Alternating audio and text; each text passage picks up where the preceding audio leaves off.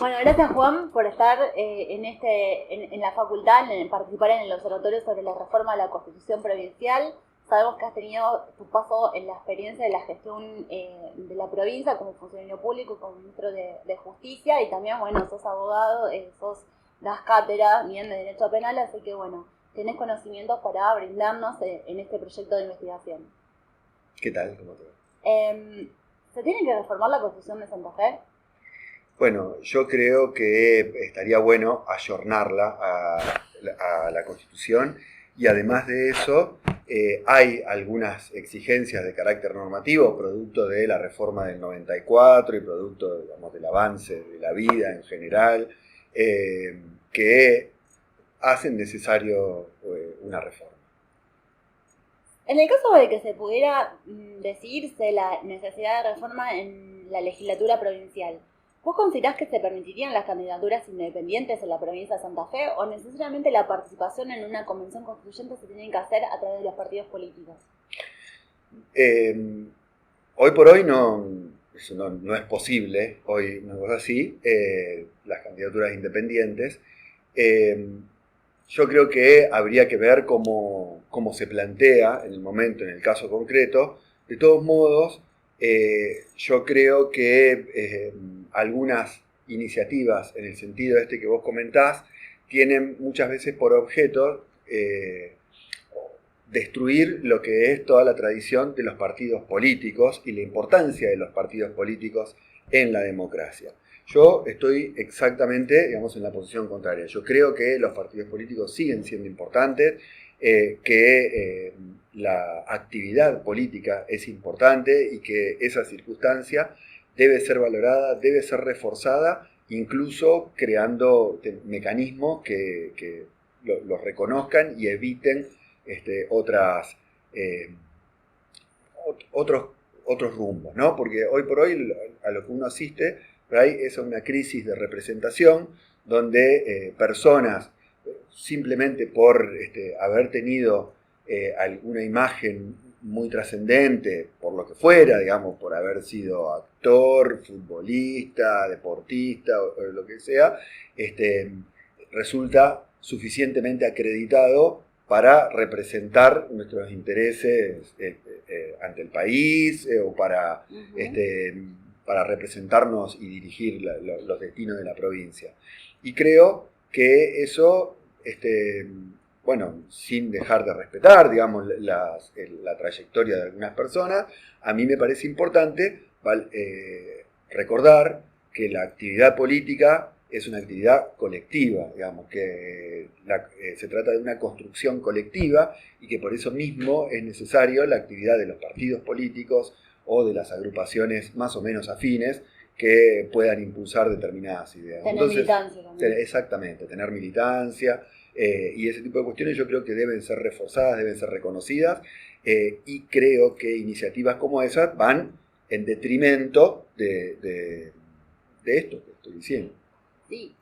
Vos, bueno, fuiste el ministro de Justicia y Derechos Humanos en la provincia y justamente se dieron en lo que fue el gobierno anterior a tu gestión cambios en lo que es el régimen electoral. Es decir, ¿cuál fue tu boleta experiencia? Única. La experiencia y si estás de acuerdo con las PAS o no, ¿eso ha afectado a los partidos políticos o ha sido algo positivo en la implementación de esos cambios para la representación popular o de la voluntad popular respecto de los candidatos? Bueno, a mí me tocó la tarea de implementación, porque vos sabrás que la ley tiene un grado de generalidad y de abstracción bastante importante y a veces en la reglamentación y la puesta en marcha de un sistema también se juegan muchas cosas y se advierten las verdaderas dificultades prácticas.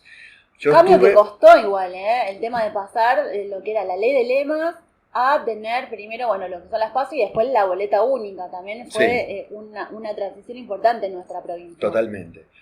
Pero yo,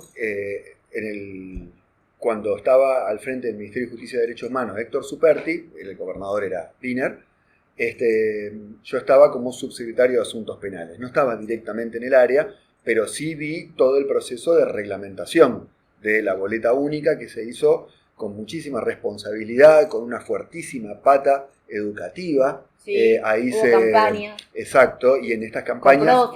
Claro, y en estas campañas se apeló al acompañamiento de las escuelas y del Ministerio de Educación, que fue muy, pero muy fructífero y muy interesante. Se simulaban elecciones en los colegios, entonces eran los chicos los que después iban y le contaban a sus padres cómo se votaba con este nuevo sistema. Y la verdad que fue una experiencia bastante interesante. A mí me tocó ser ministro de Justicia. En el área no está la parte política ni la parte de elecciones, pero... claro, está en el Ministerio de Gobierno. Estaba en el Ministerio de Gobierno, pero sí me lo habían delegado a mí. Y entonces me tocó en la segunda vez que se utilizó, ¿no es cierto?, el sistema, que tuve que corregir muchas cuestiones que estaban en la reglamentación, y tuve que terminar de afinar. El voto en blanco no. Claro, tuve que terminar de afinar lo que fue la implementación de la boleta única. Ahora, en lo personal y te diría 10 años de ese momento, más ahora, ¿no? Creo que la boleta única va en alguna medida en detrimento de la militancia, de los partidos políticos. Interesante, ¿por qué? Bueno, porque justamente promueve el ascenso de estas figuras independientemente de todo un equipo y de un trabajo colectivo. Es la imagen. Prima la imagen. Es una crítica que no pretende ser absoluta y por otro lado, como te adelanté antes de iniciar esta charla, yo no soy un especialista en este tema, ¿no es cierto? Mi área de expertise es otra. Acá puedo hablar de lo que vi, lo que... No, pero tiene que ver también con tu llegada a un ministerio, también a través a lo mejor de militancia, o ver el trabajo del equipo de militantes que a lo mejor bien quieren participar en política y el acceso lo tienen personas que a lo mejor son extrapartidarias. Sí, e indudablemente son de personas que su llegada a ese lugar lo determina la coyuntura y no una trayectoria ideológica, ¿no es cierto? Una vida con la adhesión que puedes generar en un electorado. Exactamente. ¿Y vos? De todos modos, te reitero, mi opinión es una opinión muy superficial, como no soy un especialista en esto, sí tengo una opinión formada, Estás pero hablando de tu experiencia también, sí. Estás hablando de tu experiencia, así que te iba a decir, ¿y de las pasos qué consideras? No, de las pasos sí las considero un fenómeno interesante, lo que creo que sí, es algo que puede... Porque esto, volviendo a la boleta única, hubo proyectos el año pasado para llevarlo a nivel nacional. Entonces, está bueno los reparos que vos planteás de lo que nos pasa a nosotros. Y otra de las cuestiones que también veo que son positivas en nuestra provincia es que hoy en día se habla que Ciudad Autónoma de Buenos Aires tiene no ha hecho desdoblamiento de elecciones y que se tiene un sistema como el de lista sábana, que es el nacional, y después ellos tienen el voto electrónico. Algo que nosotros también lo pasamos, es decir, tener elecciones con dos sistemas. No es algo fuera de lo común.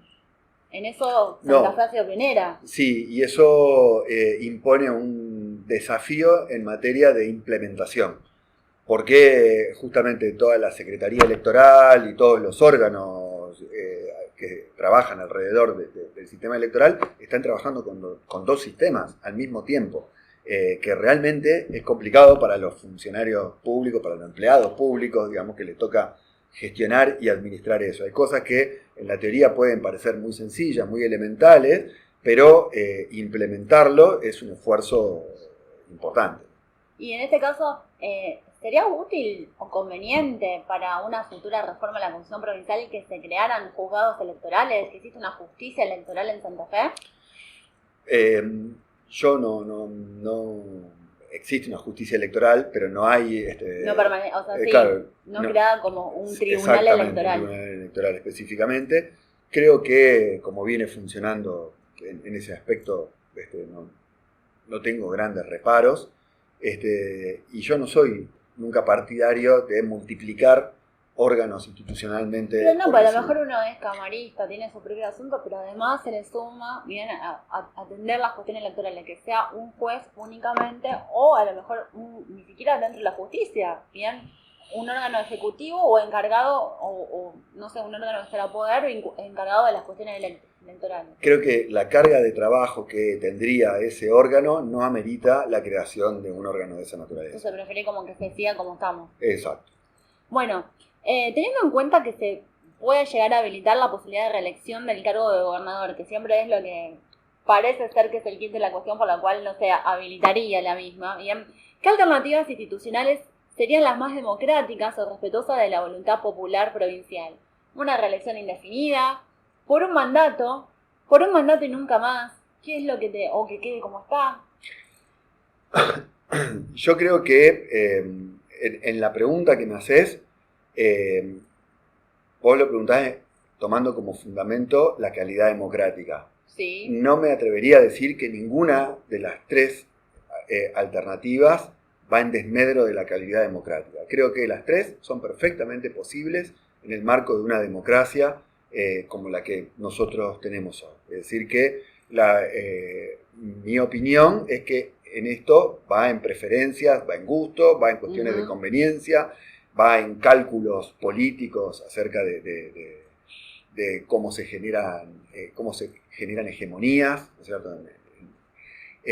En lo personal, yo considero que es necesario habilitar la posibilidad de que el gobernador sea reelegido.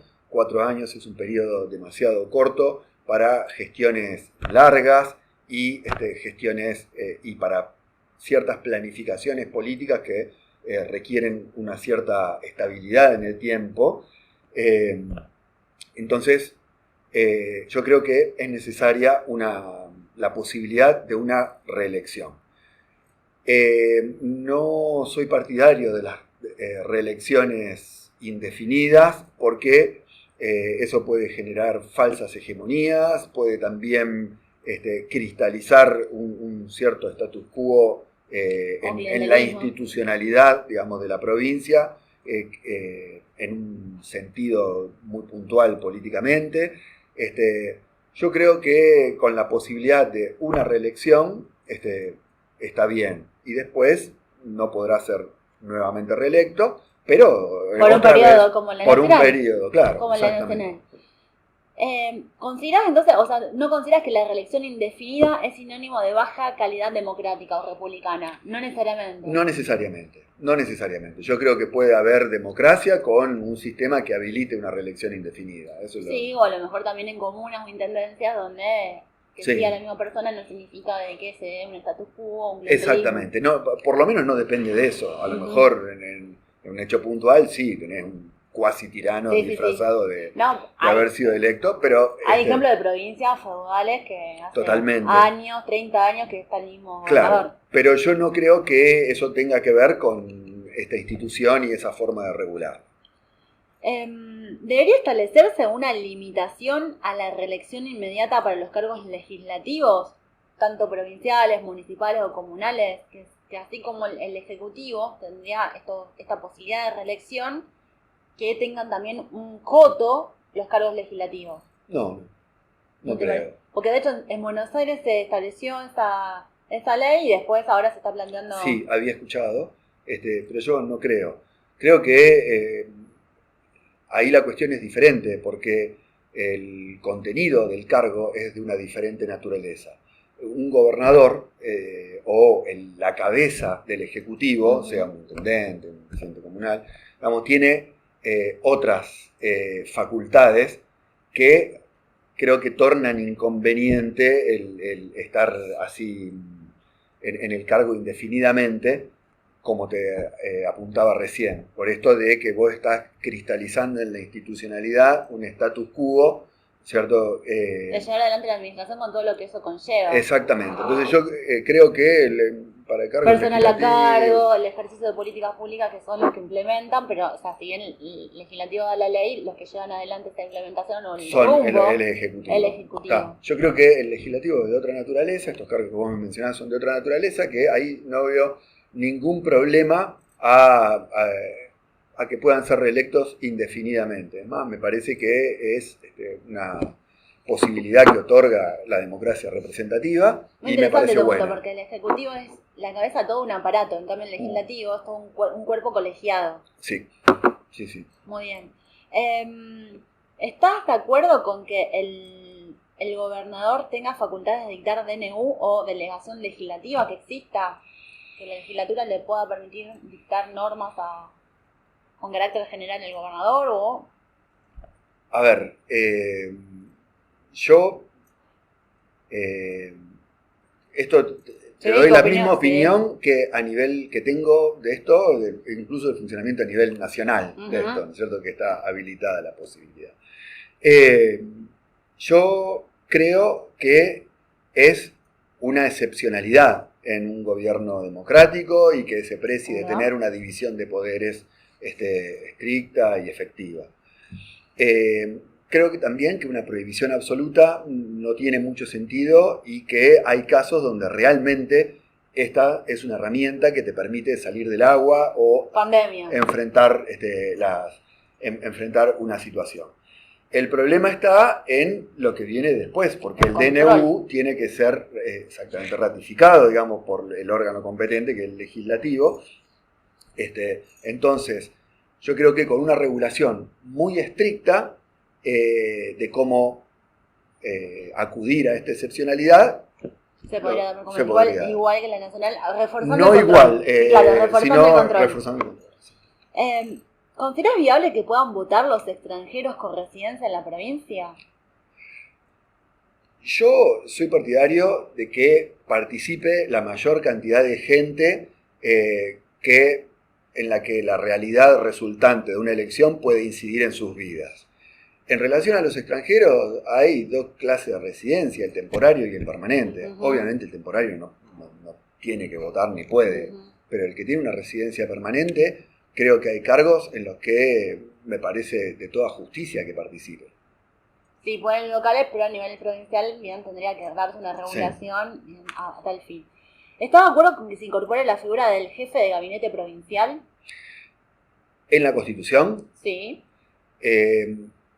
No lo veo necesario. A ver, es decir, puede ser una herramienta interesantísima, pero a mí me parece que en primer lugar hay que tener presente que el gobernador tiene que tener flexibilidad para armar su gabinete como le parezca.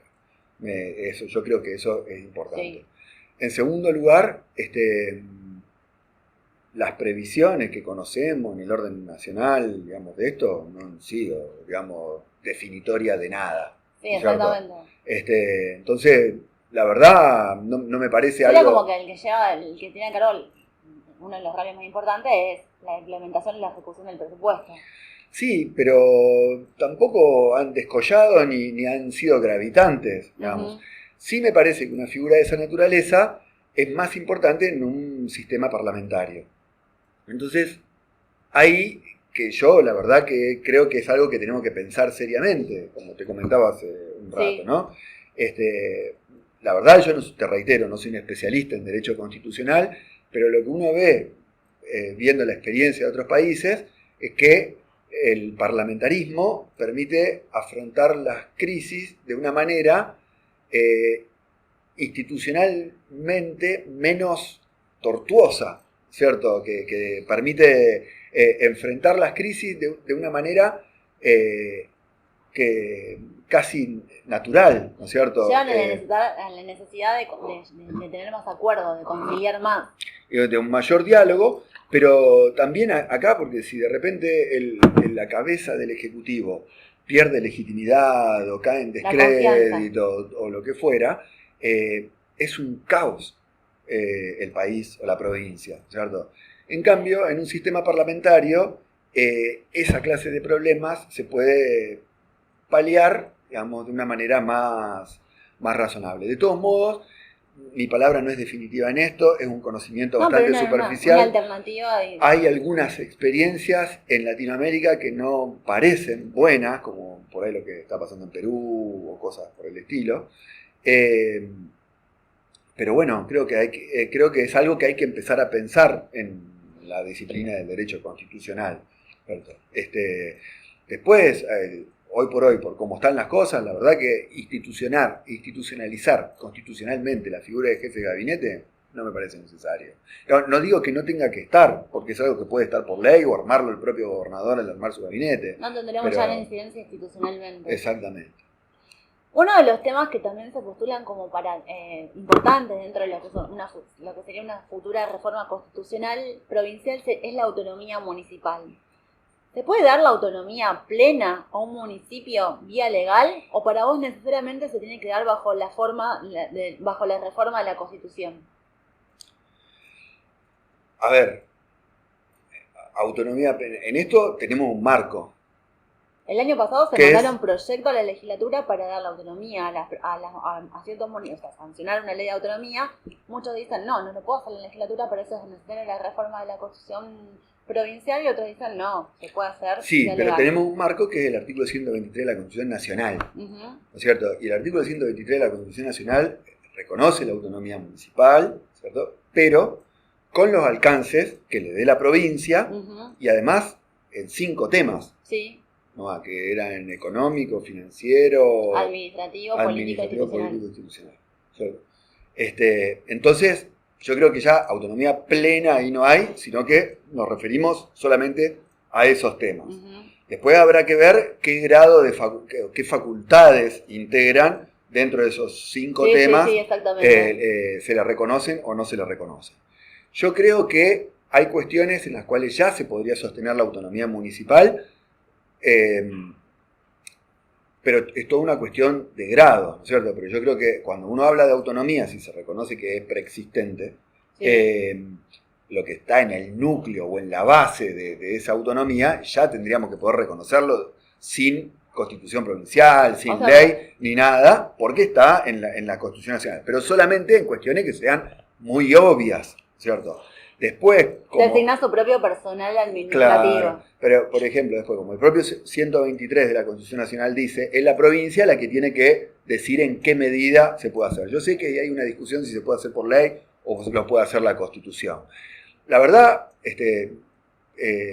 me parece que en un tema como este, siempre es preferible hacerlo por vía constitucional. La palabra mayor. Claro, y porque te da otra certeza a los municipios acerca de sus competencias, claro. ¿No es cierto? En cambio, una ley es algo más mudable, más coyuntural. Claro, exactamente. Pero creo que es solamente una cuestión de conveniencia que convenga hacerlo por vía constitucional. Yo creo que podría venir una ley y decidir nosotros reconocer. Sería preferible, pero no descarta que se pueda hacer por vía legal. Y si se habilitara la reforma de la Constitución provincial o existiera esta decisión bien legislativa de dar la autonomía a ciertos municipios en estos 5 niveles conforme manda la Constitución Nacional en el 123 y en el artículo 5.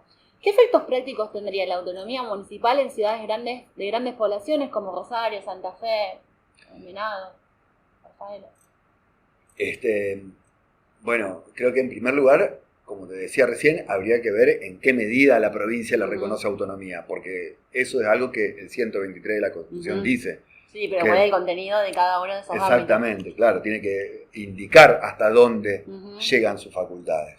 Entiendo que si hay un reconocimiento amplio, lo primero que va a suceder es una innovación en materia presupuestaria, ¿cierto? Que poder manejar la propia billetera es lo primero que intenta cualquier ente administrativo, ente político, digamos, ¿no? Se me ocurre que vendría por ahí la... ¿Podría tener Rosario, por ejemplo, su propia policía? Sí, igual creo que para eso no es necesario. Creo que eso se puede hacer ahora. ¿O pensás que sí? Porque tienen estos agentes de prevención abocados solamente a la competencia municipal, administrativa o lo que son las contravenciones, pero no lo que es el ámbito de seguridad, porque por ejemplo si te aprenden cometiendo un delito, tienen que dar cuenta a la policía provincial. Pueden, vos decís que hoy en día sin necesidad de autonomía municipal, detener y dar cuenta a un fiscal, por ejemplo, provincial. No, es necesaria una regulación. A lo que voy, a que no es necesaria una regulación de índole constitucional. Yo creo que... ¿Y quién la tendría que habilitar? ¿La legislatura provincial? La legislatura, claro. Bien, interesante. Y se podría dar la creación de diferentes fuerzas o delegar habilitar, sí, habilitar para que cada municipio la regule por sí mismo. Sí, la regule por sí mismo o habilitarle la posibilidad de que tenga o habilitarle ciertas competencias, dado que la policía también es un ente que tiene un montón de competencias, sí, ¿cierto? Totalmente. Entonces, hay que darle facultades de prevención. De hecho, ahora recientemente es como que se habilitaron organismos municipales de Rosario para lo que es la prevención del lavado de activos, que podría tranquilamente colaborar en lo que son las investigaciones bien penales. Sí, tiene facultades de colaboración, digamos, no pueden, ellos no impulsan, digamos, investigaciones de naturaleza penal. Pero sí, estas cosas pueden hacerse, creo que sin ninguna reforma constitucional, sí con una regulación legislativa, claro. Sí, y también pensar en un poder constituyente local el día de mañana, que Rosario, por ejemplo, tenga otro consejo municipal. Sí, claro. Bueno, eso indudablemente creo que va a ser una de las principales cuestiones, o otras funciones para el consejo. ¿Cómo te imaginas? ¿Un representante por cada barrio? ¿O ahora es representación por todo el territorio como cuerpo único? Mirá, no me lo imaginé ni me puse a pensarlo, digamos. Pero digo, vivís en Rosario. Sí, claro. Y siempre está bueno que tener alguien que conozca de cerca los problemas, pero la verdad no tengo una reflexión profunda sobre porque eso. Muchas veces dice, bueno, la mayoría de los concejales viven en el centro y vienen y no están en los barrios como representados. Y debería existir la figura del viceintendente, así como la figura del vicejefe de gobierno de la Ciudad Autónoma de Buenos Aires. Nada, para mí no. Para mí no era absoluto necesario. Pasando a otro de los órganos de la provincia, el órgano legislativo. ¿Cuál es tu opinión sobre los fueros legislativos? ¿Considera que los legisladores deben ser protegidos por la inmunidad de proceso? Esto es bastante candente, estamos... Claro, estamos en el medio de esa discusión. Creo que pronto va a haber un fallo que salde esta cuestión.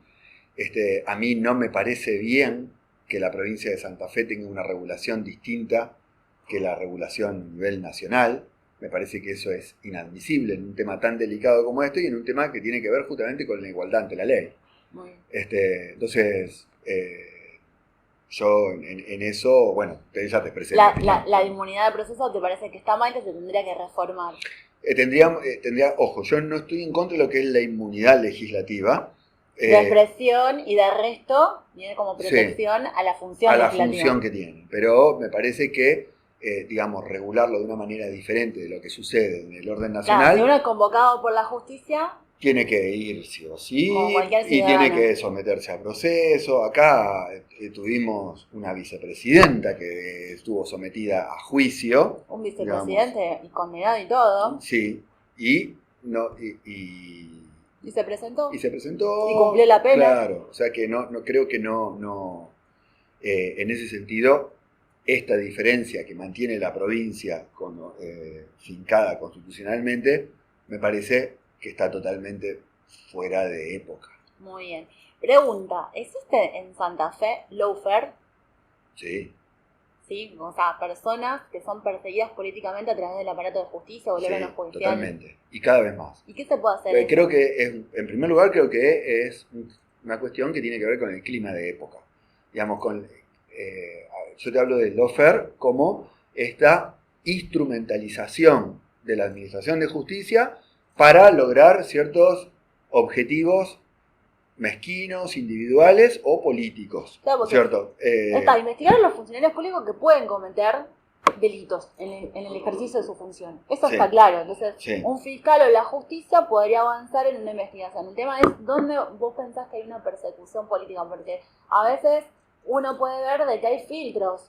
El Ministerio Público de la acusación como titular de la acción penal puede dirigir una investigación, por ejemplo, vos fuiste bien funcionario público contra vos. Pero hay un control no solamente vertical dentro del organismo, el MPA, sino también la defensa y un juez. Entonces lo escuchábamos a Jorge Bacchini la semana pasada y decía, bueno, es imposible que pueda existir lawfare cuando tenemos diferentes controles. Bueno, en eso yo diciendo 100% con Jorge Bacchini, y creo que en esta gestión, digamos, del MPA, más que nunca, esa institución, el MPA, estuvo abierto a esta clase de operaciones políticas que ahora llamamos lawfare. Que también se está dando en el ámbito nacional, entonces como sí, que empezar a tener en cuenta, salió primero en el ámbito nacional y ahora Santa Fe lo está replicando, pero lo está replicando, digamos, con muchísima intensidad, ¿cierto? Acá ¿En qué lo podemos notar? Mirá, es que esto que vos me estás preguntando, yo ya lo he contestado otras veces, porque yo soy abogado del que era el equipo de funcionarios del Ministerio de Seguridad, no del ex ministro de Seguridad, con quien tengo algunas diferencias incluso, pero sí de 5 de los integrantes de este equipo, que son Nadia Schuchman, Débora Cottuccini, Pablo Álvarez, Diego Rodríguez y Milagros Bernard.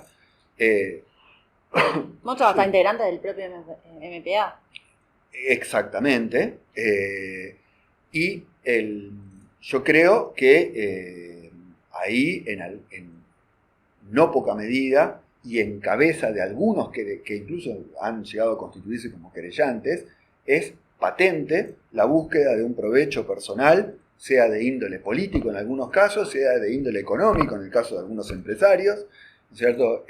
Así que a mí no me cabe la menor duda que en Santa Fe existe el lawfare. ¿Pero está también implicado el Poder Judicial o realmente hay un filtro? Está implicado el Poder Judicial porque, a ver, para empezar, el lawfare sería imposible sin la participación, y te diría más crudamente, sin la complicidad de algunos funcionarios judiciales, sean jueces o sean fiscales, que estén dispuestos a ser instrumentalizados, digamos, a participar servilmente, digamos, de estos objetivos mezquinos de poderes externos, digamos, al Poder Judicial o al MPA.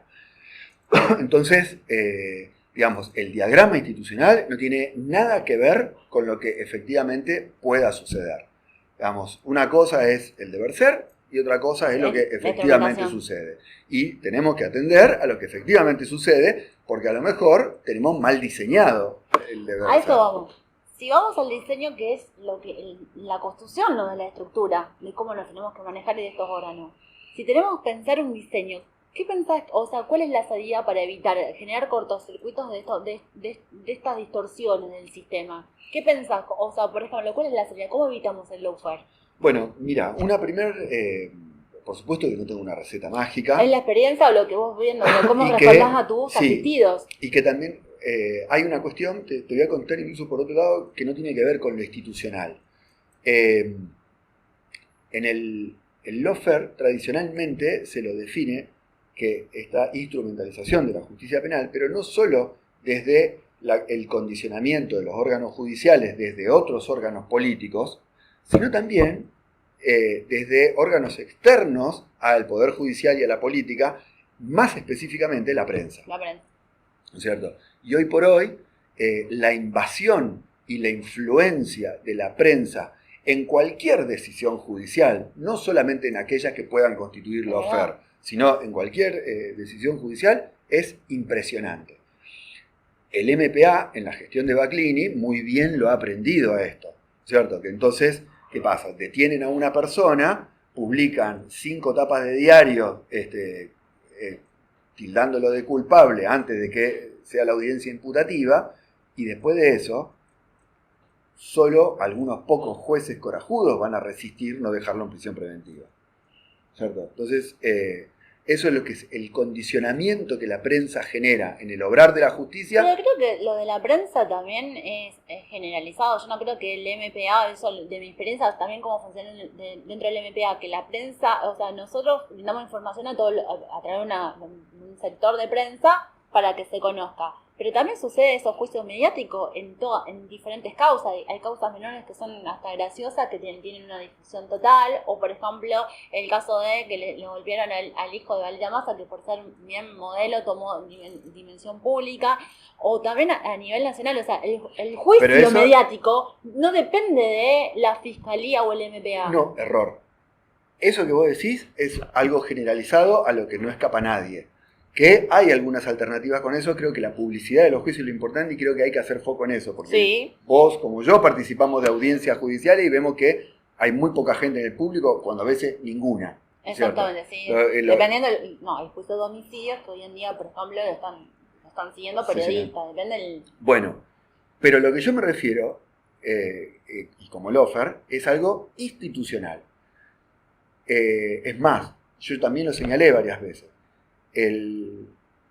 La oficina de prensa del MPA se mueve con criterios oscuros, poco democráticos e inexplicables desde el punto de vista de lo que estamos hablando.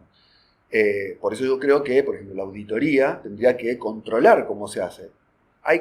No puede ser que se maneje, hay diarios que las noticias judiciales están hechas exclusivamente a partir de los partes de prensa de la oficina de prensa. Bueno, es interesante porque vos, de tus críticas, vos estás planteando la solución, es decir, lo que vos propones es que haya una mayor política por parte de la auditoría, es decir, no solamente un control, sino establecer protocolos de cómo se tendría que actuar a partir de esta crítica. Por de pronto, cómo se tendría que actuar, pero además de eso, la oficina de prensa tiene, hasta la forma de redactar los partes es incorrecta. No puede olvidar, por ejemplo, que tiene un rol institucional en el marco de un proceso donde una persona todavía es inocente, digamos, y dan nombres de víctimas, dan nombres de personas con muy pocas pruebas, ¿cierto? Con muy pocas pruebas, lo que muchas veces hasta queda de manifiesto en la audiencia imputativa, ¿cierto? Entonces, yo creo que esas cosas son terribles en términos institucionales y de calidad democrática. Y uno lo vive a eso. La mayoría de la gente no lo ve, pero uno lo vive. No, sí, obvio, es muy importante. No sé si los colegios de abogados también, porque el tema es cómo se canalizan estas críticas que se le hacen al sistema, porque son productivas, porque cualquiera de nosotros puede ser imputado y ser objeto de este enorme poder público, de persecución. Uno cómo lo ve, y además lo mediático es terrible, porque cuando no solamente la noticia, los comentarios, después cómo lo vive uno cuando en su ámbito. Pero mirá, hay una cuestión que yo creo que en la que tenemos que empezar a poner mayor énfasis, mayor reparo. La Constitución Nacional protege de una manera privilegiada el buen nombre y honor de los argentinos, de los ciudadanos, ¿cierto? E incluso es bastante dura con aquellos que atenten contra la propiedad y el buen nombre y honor de los ciudadanos. Entonces, para nosotros la consideración del honor es una cosa importante, y uno lo ve a veces con los defendidos de uno, ¿no? Que hay personas... Había suelto, pero pasó todo un camino de años. Y hay personas a las que no le importaría ir preso, pero padecen terriblemente por cómo se desmorona su apellido, qué van a sentir sus hijos, cuál va a ser la consideración de su entorno, y eso creo que es algo totalmente entendible, totalmente protegible y muy poco considerado. Es más, institucionalmente muy devaluado, ¿cierto? Y yo creo que en estas cuestiones, en esta gestión del MPA, en lo que es también una estrategia del lawfare, pero no solamente en relación a las causas del lawfare, esto se ha dado de una manera especial. Hay causas que solamente funcionan y avanzan a golpes de opinión pública, ¿cierto? Y te puedo enumerar esas causas. No quisiera particularizar, pero también hay una realidad de que me encantaría trabajar todas las causas, que por lo menos yo soy fiscal, todas las causas, pero tampoco tenemos los recursos. También estamos hablando de que el MPA no tiene ni siquiera organismo de investigación contado con... No me refiero a que no trabajen, sino que me refiero a que la suerte de esas causas depende de lo que se publique y no de lo que efectivamente pase en las audiencias, que eso es lo terrible, porque eso es lo que menoscaba el valor justicia. Porque después de que te han inundado y han creado un sentido común en la opinión pública de noticias, para un juez que no deja de ser un ser humano, Sí, totalmente. con contacto, familia, que lee el diario, que mira la televisión y escucha la radio, digamos, le resulta muy difícil, digamos, fallar conforme a conciencia o conforme a lo que vio en la audiencia. Y entonces, el fiscal más vago, irresponsable y poco efectivo puede tener éxito si es más o menos hábil en el manejo de las relaciones con la prensa. Bueno, el tema es cómo generamos esos anticuerpos institucionales, porque si uno es juez y no resuelve conforme a lo que vio, hay que instrumentarlo en un mecanismo de remoción o por lo menos suspensión, o sea. Mirá, yo al juez que falle de esa manera no lo justifico de ninguna manera. Creo que los jueces tienen buenos sueldos justamente para poder tener esa independencia, ¿no es cierto? Y yo soy proclive de que los jueces tengan buenos sueldos, no sueldos millonarios ni sueldos que signifiquen una lesión al principio de igualdad, como que no paguen impuestos o cosas por el estilo, pero sí sueldos que les permitan vivir razonablemente bien, sin presiones de no ni necesitar apuros de económicos. la conveniencia del cambio político para seguir manteniendo su estabilidad en el cargo. Exactamente, y no estar teniendo que poder ser tentados por ofertas así espurias, ¿no? Pero, o sea, yo creo que es muy repudiable que un juez solamente deje correr, digamos, la opinión de un fiscal irresponsable por esta clase de consideraciones, pero es lo que sucede, porque también son seres humanos, ¿no es cierto? Y la persona entre, digamos, seguirle la corriente a lo que dicen los medios, o ejercer su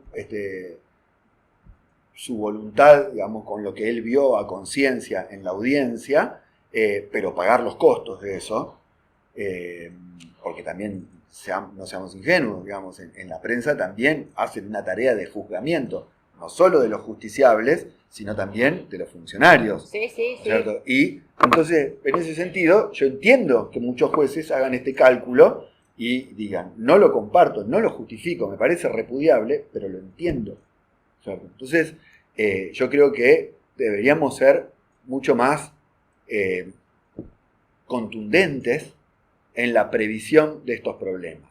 Creo que hay cuestiones que tienen que ver con la creación de una cultura democrática y una cultura que entienda el debido proceso legal como una de las herramientas más importantes de la cultura democrática. No, y el riesgo que significa que uno es inocente y tener que pasar por un proceso para que se muestre su inocencia. Y todo lo que conlleva, que a lo mejor es, bueno, yo acepto con el riesgo de que me ponga Sí, lo ha dicho la Corte Interamericana, digamos que eso puede ser hasta ya aflictivo de por sí, digamos, ciertas cuestiones como esta que estamos señalando, que implican en el tránsito por un proceso. Entonces, para que no exista lo que vemos ahora como es una nueva realidad, o a lo mejor siempre existió, ahora lo tenemos con un nombre técnico que es lawfare, es decir, que haya mayor control de la auditoría, vienen con mayor peso. A ver, la auditoría por señalar un control interno, sí. También los órganos superiores tienen que decir... No, y además lo que me tengo con esto de, a lo mejor en la parte dogmática, incorporar derechos en la Constitución Provincial que tengan que ver con esto de lo mediático, la imagen virtual o en las redes, porque esta viralización afecta de modo aflictivo a la persona. Es decir, ¿qué es lo que se puede publicar en cuanto a los hechos judiciales o los procesos judiciales y hasta dónde? Porque se afecta el honor de la persona, son todos derechos personalísimos que... No solamente el individual, sino a la familia, al no salir porque sentir que está la mirada externa, no sé, digo, eso también tiene que ver no en lo institucional, sino también el peso de los derechos. Exactamente, bueno, los argentinos tenemos en muy alta consideración esos valores. Sin embargo, hay un muy deficiente trabajo judicial de eso y jurídico de eso.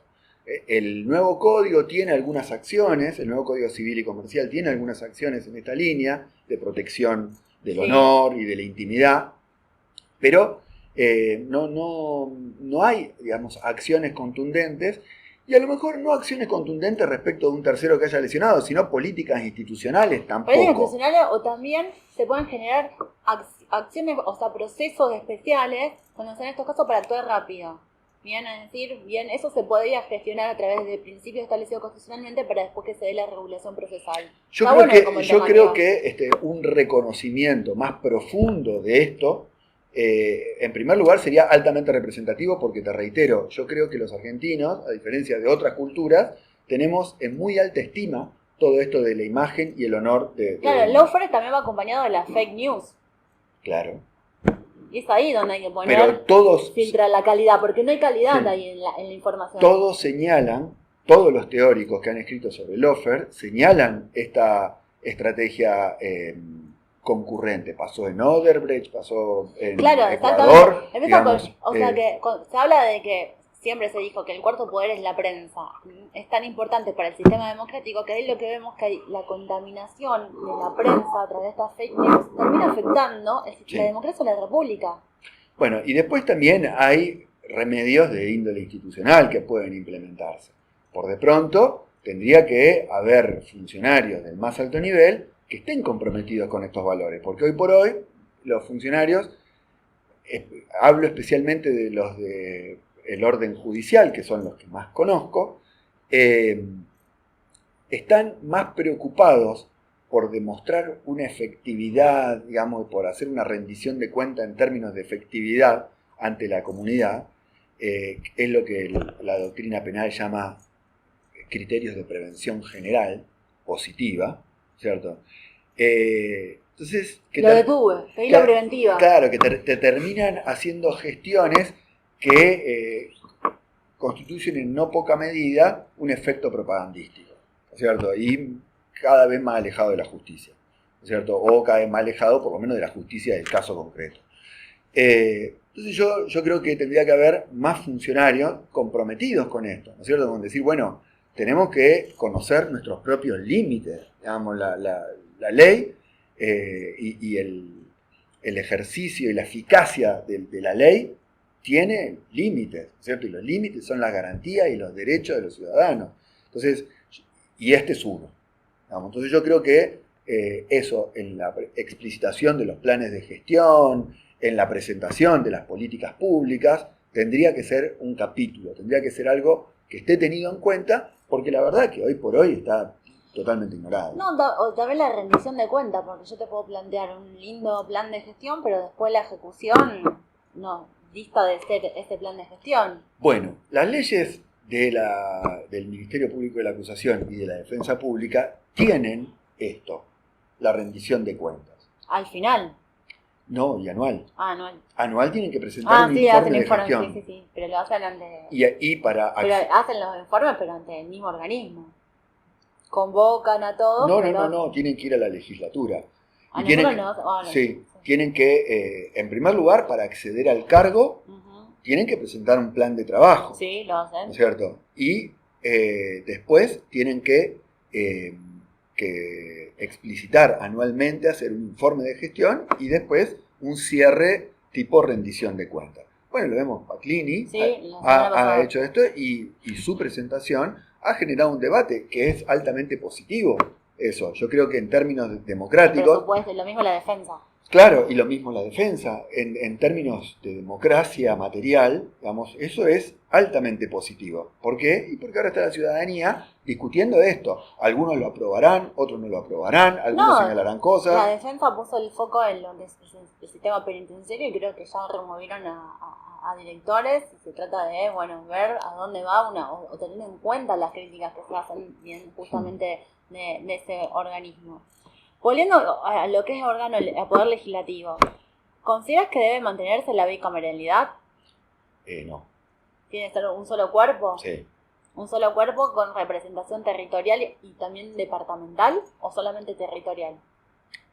Bueno, no tengo tan finamente decidido eso, pero no me cabe la menor duda que la bicameralidad, hoy por hoy, no tiene ningún sentido. Porque uno dice, está para asegurar una representación territorial, lo cual es un valor, digamos, positivo, es necesario, es muy cierto que la realidad del norte de nuestra provincia no tiene nada que ver con la de nuestra ciudad, por ejemplo, ¿no? Pero creo que hoy por hoy lo que demuestra la experiencia santafesina es que es una institución en la cual 10 personas te pueden manejar la provincia. Digo, una 10 y mayoría no 19, en una mayoría en la Cámara de Senadores, y a mí eso no me parece. Una acumulación, permite esa acumulación de poder que no me parece para nada positivo. Habrá que pensar otra forma en una Cámara única, digamos, de cómo asegurar alguna dosis de representación territorial, estoy de acuerdo. Pero hoy por hoy la bicameralidad me parece que no tiene ningún sentido. Sería más ágil también.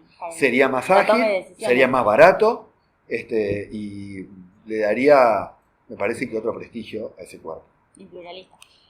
¿Considera que todas las bancas hoy por hoy de la Cámara de Diputados se tendrían que distribuir por sistema DONT? Viste que está el sistema de la mayoría eficaz, bien 28 y 22. ¿Tendría que ser todo por DONT?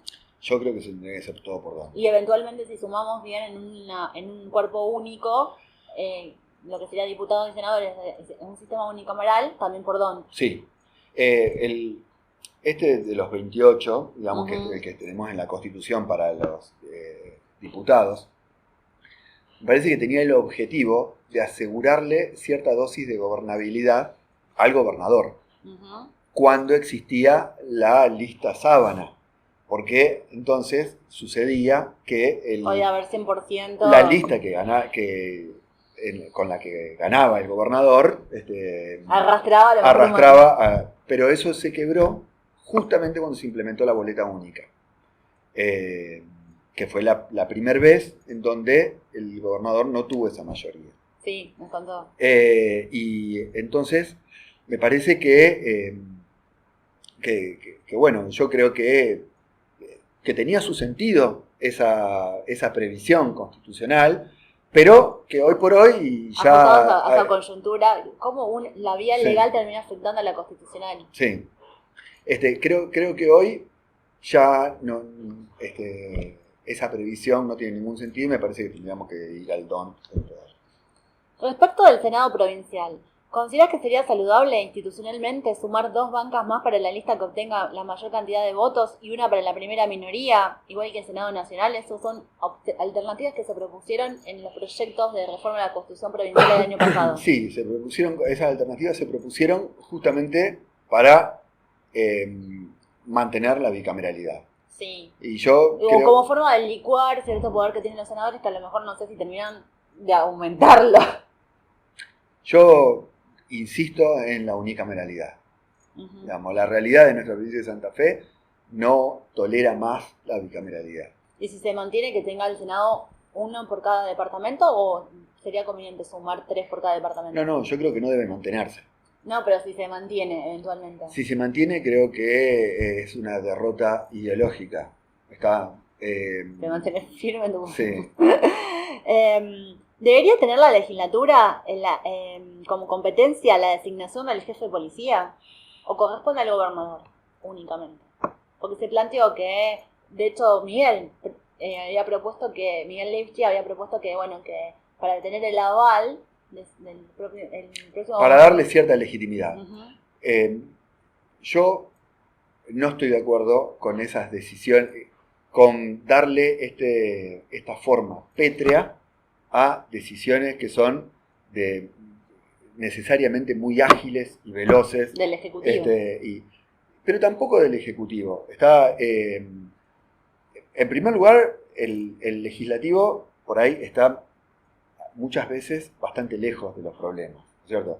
No es el argumento central, ¿cierto? Lo digo por lo que sucede en la práctica, ¿no? Sí, en la respuesta que se le tiene que dar a esos problemas, no que no lo vivan, pero sino la posibilidad de darle una respuesta. Exactamente. Tampoco creo que la Constitución tenga que decir quién es el que debe hacerlo. Yo lo que creo es que un jefe policial tiene que llegar a ese cargo con la mayor legitimidad posible. Y si en un momento histórico eso se la da el Ejecutivo o eso se la da el Legislativo, perfecto, en buena hora. Ahora, incluso creo que hay otras alternativas. Cada vez más empiezan a aparecer órganos de control. Por ejemplo, el MPA tiene las juntas de seguridad que nunca implementó, en donde se convoca a los poderes territoriales, digamos, a que en alguna medida evalúen la marcha del MPA. Bueno, creo que con la policía tendría que suceder lo mismo, digamos, tendría que ser una decisión que esté lo más cercana de la ciudadanía posible, y además tendría que ser una decisión que tenga la mayor dosis de legitimidad. El hecho de que sea el gobernador, bueno, el gobernador tiene la legitimidad de los votos que lo llevaron a ese lugar, o sea que no es algo menor, pero como nosotros tenemos una provincia que es razonablemente crítica y por eso los gobernadores ganan por muy pocos porcentajes, sí, etcétera, lo que significa que hay mucho debate y mucho pluralismo. O sea, yo no lo veo como algo negativo a eso. Me parece que no está mal buscar alguna estrategia para que ese cargo tenga mayor legitimidad. Hay que tener órganos consultivos. Órganos consultivos, o a lo mejor darse una estrategia consultiva y después que lo haga el gobernador si quiere, o el legislador, el que le parezca, ¿no es cierto? Pero darle respaldo. Claro, pero buscar la legitimidad. Ahora, que eso es algo que tenga que decidir la Constitución, no me parece. Y que la fuerza policial esté sindicalizada, ¿cuál es tu opinión? También han habido planteos al respecto. Sí, a mí me parece que el policía es un trabajador y como todo trabajador tiene derechos y es necesario que existan instituciones que aseguren y defiendan los derechos del policía. Indudablemente un sindicato policial no puede tener la misma forma y modalidades de actuación que un sindicato laboral, como lo conocemos, claro, con el derecho de otra rama, ¿no es cierto? Pero sí me parece importante avanzar en este sentido, en donde creo que no hemos avanzado ni medio paso. De canalizar las demandas de la fuerza policial, que hoy en día es crítica, porque no solamente la inseguridad, sino puertas adentro. Y además de eso, le da a los poderes constituidos un interlocutor, porque si no, lo que pasa es que hay como unos grupúsculos de extracción bastante cuestionable, e incluso de financiamiento bastante cuestionable, y de vínculos con las organizaciones criminales también bastante cuestionables. Hasta hace poco hubo una investigación, un allanamiento en donde se puso de manifiesto esto. A mí me parecería importante empezar no solo a reconocer derechos al trabajador policial, sino también a que pueda generar las instituciones que aseguren la vigencia de esos derechos. Reitero que esto no va a ser lo mismo que un sindicato de otro ramo. Exactamente, o sea, como encontrar la fuerza del grupo, pero encontrar bien después la forma en la cual se puede canalizar. Pero es re interesante lo que decís. En el caso de el tema paridad, ¿debería reconocerse constitucionalmente el principio de paridad de género, sobre todo para el acceso a los cargos de origen electivo y para cubrir cargos en el órgano judicial? No. ¿No constitucionalmente? Te explico por qué. Yo soy un fuerte defensor de lo que es la paridad de género en este momento. Uh-huh. Pero la paridad de género es una estructura de discriminación inversa. Se trata justamente de ver que como a la mujer tiene mayores dificultades para el acceso a ciertos cargos que los varones, se trata justamente de generarle las condiciones para elevarle su posibilidad de manera temporaria. Pero claro, el concepto de discriminación inversa, por su propia naturaleza, a lo que aspira es que en algún momento se nivelen y que podamos incluir a otros sectores que se encuentran vulnerables. Totalmente. Entonces, yo creo que es muy importante que en esta coyuntura histórica se dicten leyes en ese sentido. Que generen acciones positivas, exacto, pero no constitucionalmente, porque justamente la Constitución nuestra tiene una forma pétrea, y esto, por su propia naturaleza, es algo que tiene que ser momentáneo, ¿cierto? Nosotros tenemos que empezar, y ojo, yo creo que de 15 años hasta acá se ha recorrido un buen camino, que de ningún modo está terminado y que falta muchísimo por recorrer, pero creo que justamente una cuestión que por su propia naturaleza tiene que ser históricamente acotada, porque tenemos que llegar, y lo más rápido posible, y lo más pronto posible, a una auténtica igualdad de oportunidades. Bueno, justamente la Constitución aspira a regir cosas que no tengan que ver con lo coyuntural, sí, y con generar lo acciones momentáneo. positivas, y después el contenido se dé la legislatura. Claro, yo creo que sí, en cambio, entiendo que la paridad de género debe estar regulada, y más regulada que lo que está haciendo hasta ahora, por leyes. Por ejemplo, en las previsiones de cargos judiciales. ¿Cómo te imaginas? Por ejemplo, muchos dicen, hay un planteo que el ejemplo típico de, bueno, hay un cargo para 3 jueces y a lo mejor la mujer está quinta y todos los anteriores son hombres. ¿La mujer tiene acceso a ese cargo por ser mujer o no? Bueno, si se trata de un cargo no podemos evaluar si hay paridad de género. Lo que hay que ver es toda la grilla de jueces y juezas, ¿cierto? Yo creo que en esto se está avanzando. La renovación actual de autoridades judiciales es una muestra de eso. Sí. También la conformación actual de la Corte es una muestra de lo contrario, ¿cierto? De todas las cortes. Sí, de todas las cortes del y país. Y del Senado provincial. Sí.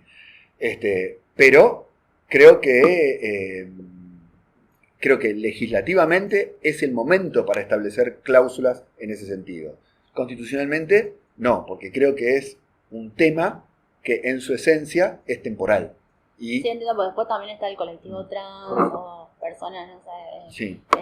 Migrantes, o un montón de sectores que también tendrían que tener participación en la política, en los diferentes órganos. Claro, pero el punto es que yo creo que el sentido, digamos, de una determinación, una elección en el cargo de cierta manera, es la consideración de la idoneidad, ¿cierto? Y ese debe ser lo único que puede estar previsto constitucionalmente. Lo que pasa es que muchas veces, por ser de género femenino, son las mujeres desconsideradas en su idoneidad, y por eso son necesarias leyes de discriminación inversa, como son las leyes de paridad. Pero es algo en lo que tenemos que ser profundos y avanzar. Digamos, me parece perfecto que en este momento se dicten esa clase de leyes para ámbitos que todavía no se han dictado. Por ejemplo, que vos dijiste que no estaba lo suficientemente regulado en Santa Fe, pues Santa Fe fue pionera en cuanto a incluir legislativo y ejecutivo. Es decir, ¿en qué avanzarías vos, por ejemplo? En los judiciales. Ah, los judiciales, o sea. Sí, en los judiciales. En realidad, creo que la cuestión no es de arriba para abajo, como se está haciendo ahora, sino que es de abajo para arriba. Que incluso eso hasta tendría una mayor eficacia social. Es decir, lo que debería generarse es la posibilidad de acceso a cargos de trabajo, desde abajo hacia arriba, ¿cierto? Y bueno, y ahí habrá gente que haga carrera y después pueda participar. Sí, también se planteaba, o por ejemplo, lo hablábamos con Superti, en los órganos o las sociedades o clubes que requieran la autorización de la Inspección General de Justicia, de decir, bueno, también un club, que en la comisión electiva también tenga participación paritaria. Conformación. Es que podría hacerlo. O una sociedad. Porque también sucede esto. O sea, yo creo que porque el Estado verifica estas asociaciones. Y entonces... Que no solamente se queda en lo estatal, sino también en los otros órganos que son los sociales. Y eso va a generar otra cultura, otra forma de pensar. Mayor igualdad. Y mayor igualdad. Órganos de control. ¿Qué órganos de control sugerirías que se incorporen a una futura reforma constitucional más allá de los conocidos como los extras poderes que estableció la Constitución Nacional del 94? Es decir, Consejo de la Magistratura, Defensor del Pueblo, que los tenemos, pero obviamente dentro del Ejecutivo se tendrían que crear como órganos. El Defensor del Pueblo está en el Legislativo. El Consejo de la Magistratura está dentro del Ejecutivo y solo con carácter consultivo, hoy por hoy, en nuestra... configuración institucional de la provincia. Creo que esos son órganos que hay que constitucionalizar, porque tienen una trayectoria, porque tienen incluso un grado de reconocimiento institucional, digamos, como hoy por hoy esta cuestión de la elección del juez a dedo, que era algo que sucedía hasta no hace mucho tiempo, hoy por hoy ya nos resulta inadmisible. Digamos, todos los funcionarios pasan por un concurso. Pasan por un concurso, lo que te asegura un nivel mínimo o un piso de idoneidad, ¿cierto? Después sí hay un espacio para la política y... Bueno, vos justamente estuviste en una cartera que se encargaba, tenía bien de eso. ¿Qué cambios sugerirías para un buen funcionamiento del Consejo de la Magistratura y también del Tribunal de Enjuiciamiento? ¿Cómo se controla a los fiscales o a los defensores? Es decir, ¿se tendría que controlar igual que a los jueces? ¿O un mecanismo como ahora te parece bien, exclusivo, en manos de la legislatura provincial? ¿O tendría que darse un jury como en la Nación? Mirá, dos cosas. Una cuestión es la forma de acceso, de la designación, y otra cosa es la forma de control y eventualmente de exclusión, ¿no? En cuanto al acceso, nuestra Constitución lo que dice que a los jueces lo designa el gobernador con el acuerdo de la legislatura. Digamos, eso es lo que dice la Constitución. De modo que todas estas cuestiones del Consejo de la Magistratura son autolimitaciones que el Ejecutivo ha hecho en la forma de ejercicio de esta potestad. Que va variando también de gobierno a gobierno, lo cual es caótico porque justamente no es... Sí, va variando de gobierno a gobierno, pero hay un punto de no retorno, y es que todos los que quieran ser funcionarios judiciales tienen que aprobar un examen. Sí. Y ese punto... Y ahora se sumó perspectiva de género, o sea, pueden darse también... Sí, antes estaba compromiso con los derechos humanos y la democracia, digamos, ese tipo de cuestiones que se pueden evaluar, digamos, están, y es un piso de calidad institucional, me parece a mí, en el cual hoy por hoy es muy difícil retroceder. Sí, por supuesto, en el tema de qué puntaje, qué no puntaje, qué es lo que se tiene en cuenta al conformar la evaluación del puntaje, todo eso es fruto de permanentes tironeos. ¿Quiénes son los que integran? Porque eso se podría cambiar. Entonces tendría que estar establecido, de hecho pasa en la nacional, es decir, establecieron los ámbitos, los sectores que tendrían que participar, pero no el número. Entonces digo, ¿cómo te imaginas el Consejo de la Magistratura? Bueno, pero a lo que voy es lo siguiente. El Consejo de la Magistratura tiene formas objetivas de... ¿Qué pasa? En mi gestión, por lo menos, dedicamos un montón de tiempo a reglamentar esto, un montón de tiempo y esfuerzos políticos, digamos, muchas tensiones con la legislatura, digamos, a la reglamentación de esto. Había cuestiones que estaban así reguladas al detalle. La leí, pero después en el 16 la modificaron. En el 16 se modificó muy todo. Linda la de 2012. Pero ¿cuántos puntos valía un curso de 52 horas? Bueno, todas esas cosas así con un nivel de detalle casi exhaustivo, ¿no? Y yo ahora hago alguna autocrítica de eso, ¿no? Porque, digamos, se hacía un grandísimo esfuerzo para controlar eso. Y eso asegura la idoneidad técnica. Pero un juez no solamente tiene que conocer el derecho, sino que además tiene que ser trabajador, tiene que ser criterioso, digamos, tiene que ir a atender al público todos los días de la semana, ¿no es cierto? Y esas cosas no se pueden evaluar ex ante, ¿no es cierto? Uno puede venir la persona más inteligente y aprobar exámenes espectaculares y después ser un vago trabajando, o ser una persona inflexible, poco criteriosa, y eso también es muy grave, digamos, en la administración de justicia. Entonces, me parece, y eso también lo que sucede es que es muy difícil de evaluar, ¿no es cierto? Por eso creo que hay un punto en donde juega la responsabilidad política. A mí no me gustó nada, digamos, esta suerte de desarme que se hizo en las gestiones posteriores a la mía, digamos, de todo este mecanismo tan complejo de evaluación y todo eso. Sí, porque para el que concursa también es como... Una falta de reconocimiento, sabe que puede tener mejor examen, pero que después por una cuestión... su esfuerzo es tenido en cuenta porque tiene puntuación, es más, hace que uno se fomente de alguna manera porque quiera cumplir para aspirar más y tener una mejor formación, porque no hay escuelas judiciales. Entonces, pero hoy estamos que nada, Claro, pero el punto, ¿cuál es? Es que esto es muy difícil de evaluar. Y entonces hay un punto donde... Pero ese ámbito del técnico merece, o sea, esa medición que hicieron correspondía, porque hoy en día no tenemos... Creo que corresponde plenamente, y creo que a pesar de todo lo que se la ha degradado, ha permanecido un núcleo donde hay una exigencia tener cierta idoneidad técnica. El que no aprobó un examen no puede ser funcionario. Y eso hasta hace no muchos años pasaba. digamos. Había personas que no tenían conocimientos elementales y eran jueces. Por la y todo. subrogancia además. Y Sí, pues por la subrogancia, porque los designaban, digamos, y listo. Entonces, nadie evaluaba cuánto conocía esa persona. Entonces, yo creo que eso es un piso de idoneidad técnica que se ha alcanzado, que independientemente que a lo mejor no es lo que a mí me gustaría, me parece un avance. Pero sí, el día de mañana si se reforma la Constitución. Pero no, a lo que voy, para contestar a esto, es lo siguiente.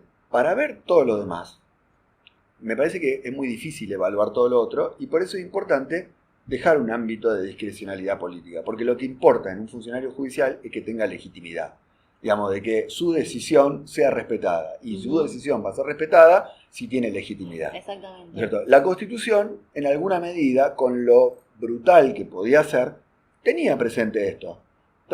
Este juez, ¿por qué hay que respetar? Porque es el que mandó el gobernador, ¿cierto? Y lo convalidó la legislatura. Y lo convalidó la legislatura, ¿cierto? Entonces, lo que hay que generar son estos ámbitos de legitimidad. Y si eso va en desmedro, a lo mejor, de que no va el primero, sino que va el tercero, o cosas por el estilo, bueno, creo que, la verdad, en casi todas las veces que ha pasado, no me gusta, pero me parece entendible y respetable en un sistema democrático. Que se fundamente. Que se fundamente en el sistema que nosotros habíamos hecho, cuando el gobernador se apartaba del orden que se le mandaba, tenía que explicar por qué se apartaba. Tenía que dar razones. Acá la igualdad. Yo también quiero ser tratada igual y tener la misma posibilidad de participar en un órgano de gobierno. Creo que ese es un primer punto. El segundo punto es que yo creo que tenemos que empezar a pensar seriamente en esta cuestión de que los cargos judiciales son vitalicios, ¿cierto? En que los cargos tienen que ser temporales.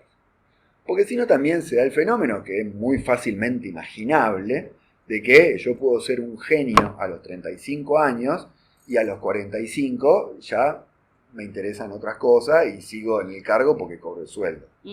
Punto. Y eso no está bien, ¿no? Entonces, creo que obviamente no tienen que tener una periodicidad como tan fugaz como la de los cargos ejecutivos o los cargos legislativos, tienen que ser periodos más largos. Como la del MPA, que está esos recambios que se dan. Exactamente, ¿no es cierto? Y bueno, es que el MPA nosotros impulsamos muy fuertemente, y lo que se intentó con esas leyes fue introducir esto de la periodicidad en los cargos legislativos. En los cargos judiciales.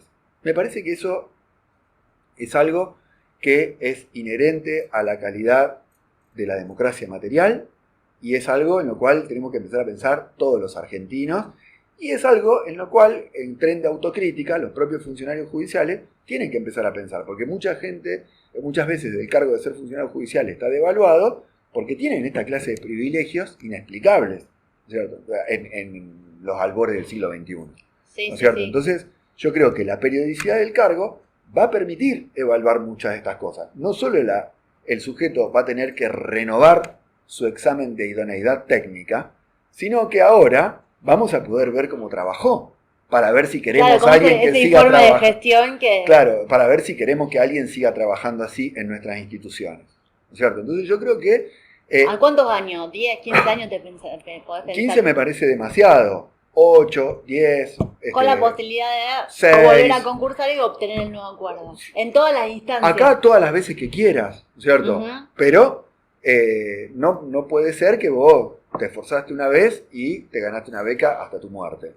No. Tal cual. Acá bueno. tenés que estar todo el tiempo...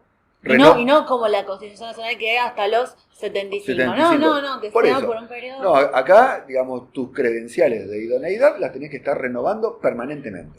Y esto vos lo planteás en todas las instancias. Primera instancia, segunda instancia y corte. Sí. Interesante.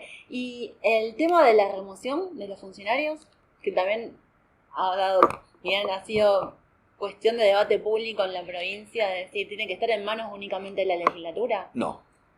De todos modos, yo no soy tan exhaustivamente crítico como otros de esto que ha pasado con las facultades disciplinarias en la legislatura. Porque, a ver, atendamos, la legislatura, buena o mala, lo que tenemos, que personalmente Es pluralista, o sea, es tengo, depende de lo que elige el pueblo. sí, tengo en este momento, digamos, coyunturalmente una muy mala opinión, digamos, de quienes la integran, pero la legislatura es el soberano, digamos, es el órgano, los representantes de... Entonces, me parece que institucionalmente es el órgano democrático más importante de todo, y la remoción de un funcionario judicial no puede ser algo que les sea ajeno a ellos. Entonces, eso me parece importante. Ahora, la ley que actualmente le asigna a ellos con exclusividad el monopolio del control. Eso me parece terrible. Me parece terrible tanto por razones de fondo como por razones de oportunidad. Por razones de oportunidad es porque justamente en un momento en el que la legislatura está cuestionada, y está cuestionada por cosas circunstancias que tienen que ver con el MPA, por ejemplo, que ella se arrogue estas facultades con exclusividad, me parece terrible. Es inexplicable a los ojos de la ciudadanía, y de hecho es inexplicable. Nadie ha defendido seriamente esas leyes sin perjuicio de que siguen vigentes, ¿cierto? Pero nadie ha dado la cara para dar una explicación en relación a esto. Pero yo reitero, estas cuestiones de que sea el propio MPA o la auditoría la que se juzguen endogámicamente y decidan quién queda adentro y quién queda afuera, tampoco me parece, ¿cierto? Es más, creo que ahí hay que ir hacia sistemas que combinen las participaciones de muchos órganos y fundamentalmente también asegurando alguna representación plural. No sé cómo, ¿no es cierto? Pero a representación plural, ¿a qué te referís? Representación popular.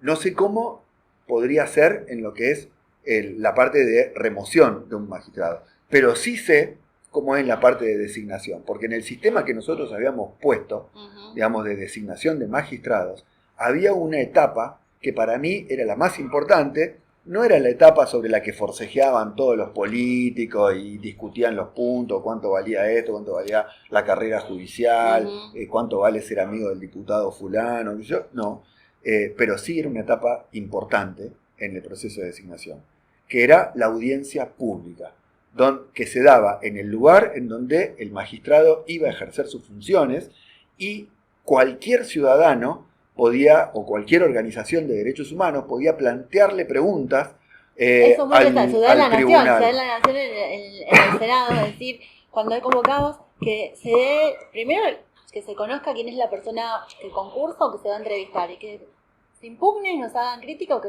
Sí, y que sea en el lugar a donde va a ejercer su cargo, digamos, porque a veces acá en la Argentina, digamos, Dios atiende en Buenos Aires, y si el juez va a estar en Salta, difícilmente una ONG de Salta vaya hasta Buenos Aires para hacerle 2 preguntas a través de un senador.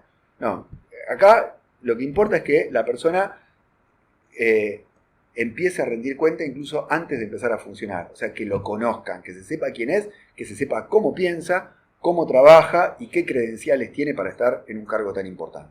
Entonces, a mí me parecía que esa audiencia pública era lo que, si había que reformar algo, era fortalecer esa instancia de participación.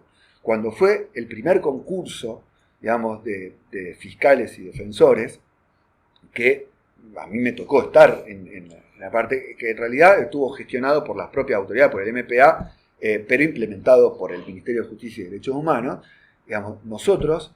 La puesta en marcha, que de hecho era lo formal, porque después se concretó. Claro, nosotros invitamos a todos los organismos de derechos humanos, le avisamos: en este momento se está desarrollando un concurso para elegir los próximos fiscales a que hicieran preguntas. Y de hecho la APDH de Rosario, de algunos organismos, mandaron preguntas que se le hicieron en esa entrevista. Para que te den el cuestionario en el momento de evaluar eso. Exactamente. Entonces, a mí me parece que esa instancia de participación popular en la elección de magistrados judiciales es ineludible, y hay que reforzarla, hay que contemplarla y hay que fomentarla. Lo que son los procesos de remoción. Yo quiero impugnar a alguien. ¿Cómo como ciudadana? Porque realmente tuvo una causa donde intervino tal fiscal, tal defensor o tal juez, y ese funcionario quiere bien concursar para ascender. ¿Dónde me hago escuchar? Podría ser en ese lugar.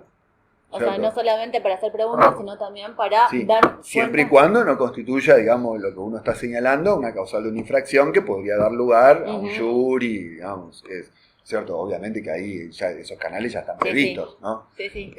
Pero todo ese tipo de cuestiones a mí me parece importante reforzarla, digamos, todo lo que sea reforzar la democracia directa y favorecer mecanismos de participación popular, tiene que estar presente.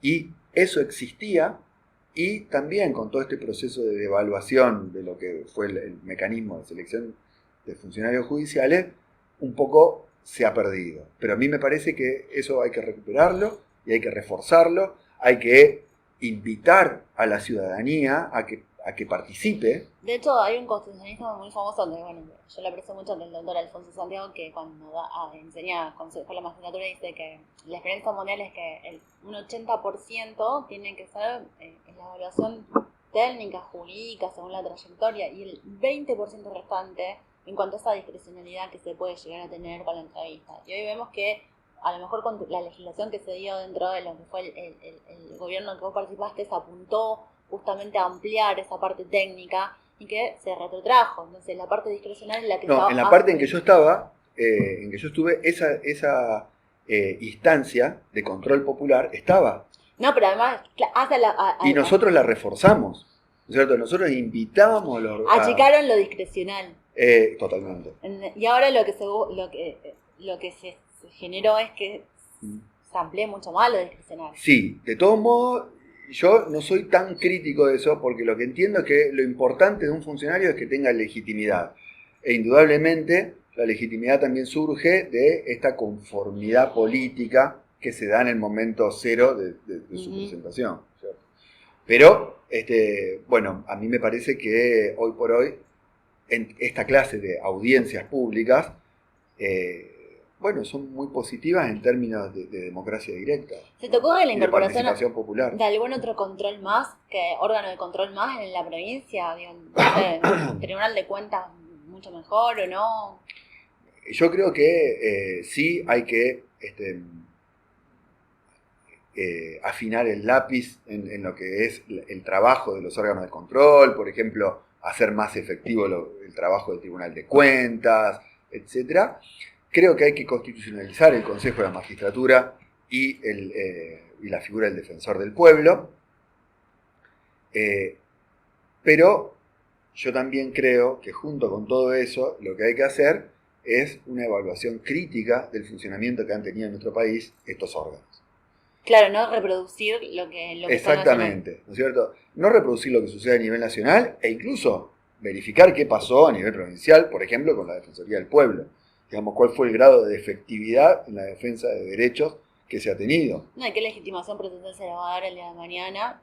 Es que por ahí viene la cuestión. ¿Qué herramientas tienen?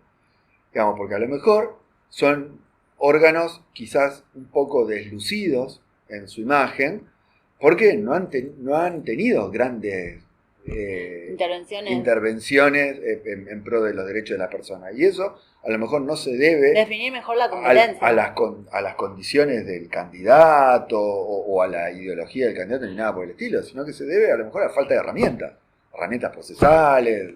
Sí, no estar atado a lo que dice el Ejecutivo. Bueno, ya vamos terminando, Juan. ¿Cuál es tu opinión sobre la creación del MPA y el Servicio Público de la Defensa Penal de manera legal? ¿Era necesario? ¿Te parece? Bueno, obviamente tiene que estar constitucionalizado. Bueno, a mí eso me compete, claro, porque yo estaba en el gabinete de Héctor, que cuando él era ministro de Justicia y Derechos Humanos, cuando se redactaron esas leyes, participé. Y la famosa acordada de la Corte. Claro, y después me tocó implementarlos. Entonces, ahí lo que sucedió es lo siguiente.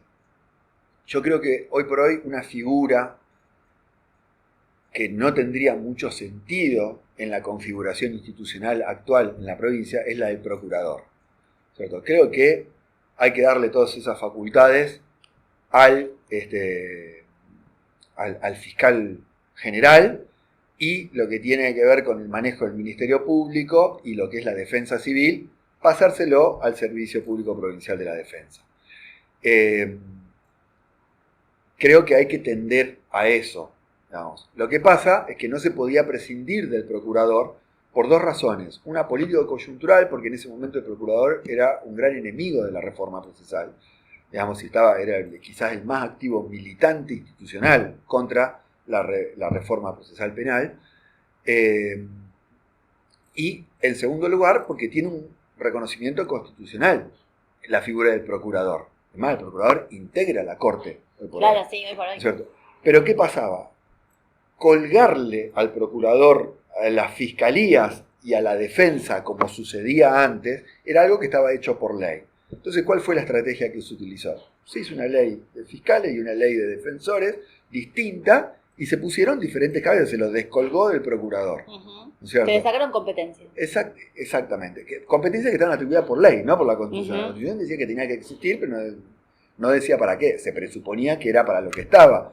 Pero ahí se daba... Era inconstitucional, porque no era en la cabeza de dos organismos antagónicos que con una política Exactamente, pública... no puede ser la misma persona la cabeza de dos organismos que en sus roles está a enfrentarse. No, ¿cierto? Porque el sistema adversarial. En algún momento va a prevaricar, diríamos técnicamente, ¿no? Entonces, ahí lo que se hizo fue eso.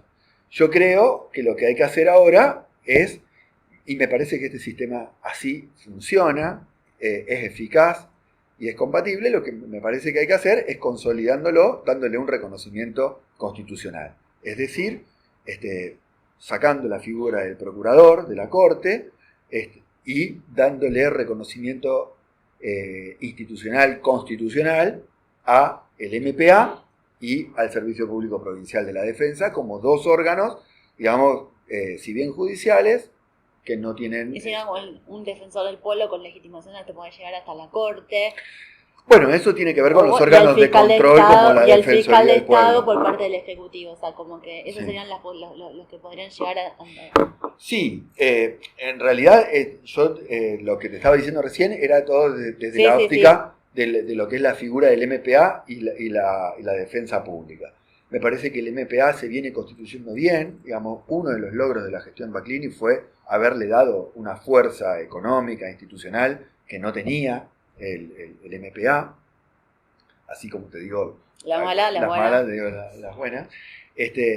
Me parece que el Servicio Público Provincial de la Defensa está un tanto desatendido y creo que no hay una conciencia institucional de la importancia que tiene, y me parecería que eso se solucionaría en alguna medida asignándole también las facultades de la defensa civil y todo lo que tiene que ver con el Ministerio Público, ¿no es cierto? Eso me parece... Pensó también el tema de las víctimas, que hay muchas víctimas que no encuentran su representación con los intereses del fiscal y necesariamente si se quieren constituir querellantes tienen que buscar un abogado particular.